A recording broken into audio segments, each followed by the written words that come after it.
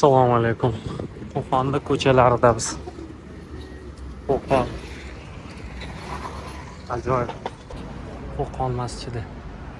Qo'qondagi G'ish masjidi deb atarkan bu yoqda. Atalarkan to'g'ri. Xonliklar yurti bo'lgan Qo'qon shahrida Qo'qon xonini o'rdasi, ya'ni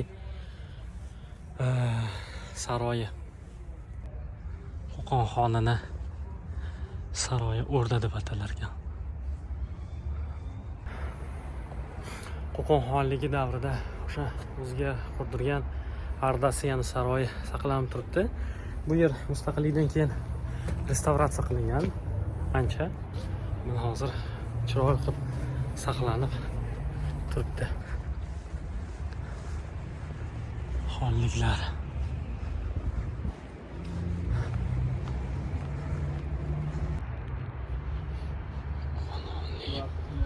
O'rtasi. Qo'qon shahrida joylashgan Qo'qon xonligiga tegishli bo'lgan saroylardan biri. O'sha kolorit saqlanib qolingan, juda ajoyib. Hozir ichkariga taraf kiramiz.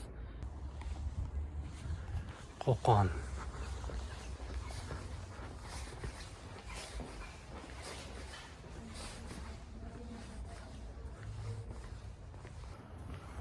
Xonlik hovlisidan hovli.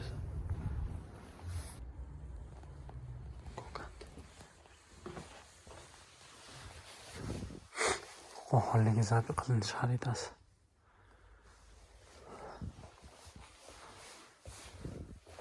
Mustamlaka davridagi amaldorlar.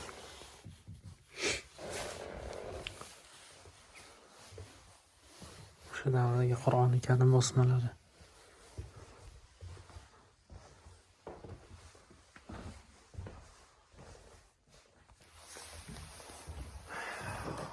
Qo'qon xoni Xudoyorxon davrida o'sha ishlatilgan va qo'llangan metal buyumlar, kiyimlar, barcha antiqa narsalar.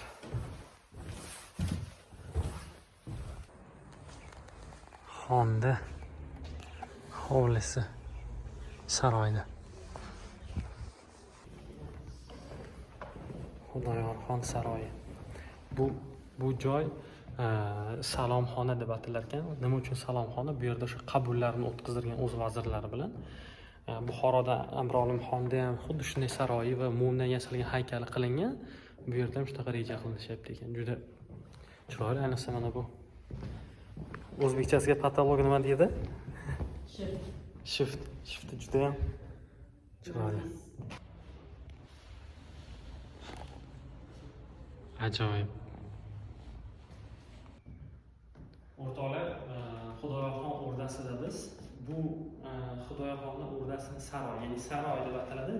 Mana shu xona Otabek noibi, ya'ni vaziri mana shu yerda ish ko'rgan, davlat ishlarini yuritgan, aynan mana shu yerda 1871-yildagi voqealar bular. Qurilib va mana shu davrda qilingan joylar. Juda ham ajoyib saqlanib turibdi. Hamma saroyning o'sha shift qismlari juda ham chiroyli.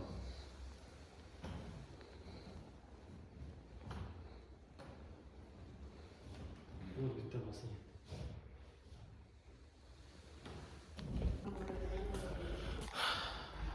Qo'qonda Qo'qon xonini o'rdasida biz. Ajoyib.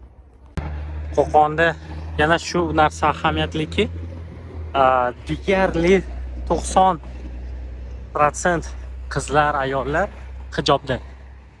Bu juda yaxshi. Faqat amali bilan bo'lsa, inshaalloh yana ham yaxshi bo'ladi. Mana yana bir oddiy ko'chalardan birida tarixiy joyga Qo'qon tasavvurimdan boshqacha ekan.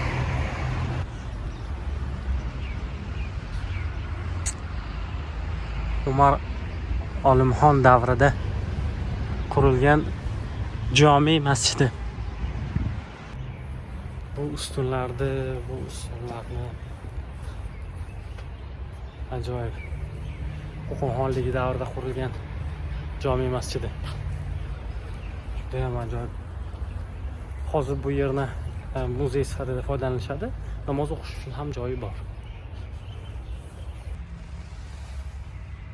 Mana xonaqoqi bu yoqda namoz o'qilgan.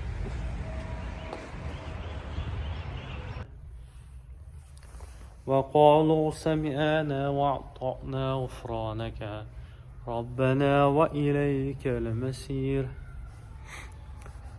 لا يكلف الله Qo'qon vokzali.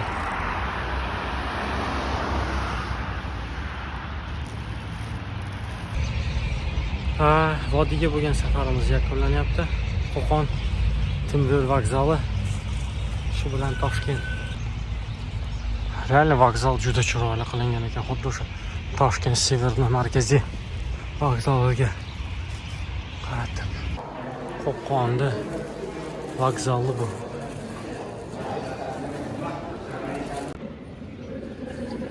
Andijon Toshkent yo'nalishidagi O'zbekiston elektropoyezdi. Faqat o'tirib ketiladi.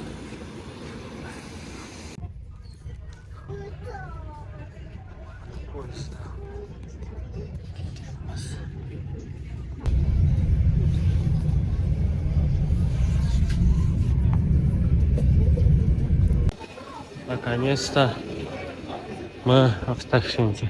Toshkentga yetib keldik. Shukr yaxshi. 4 soatda Qo'qondan keldik.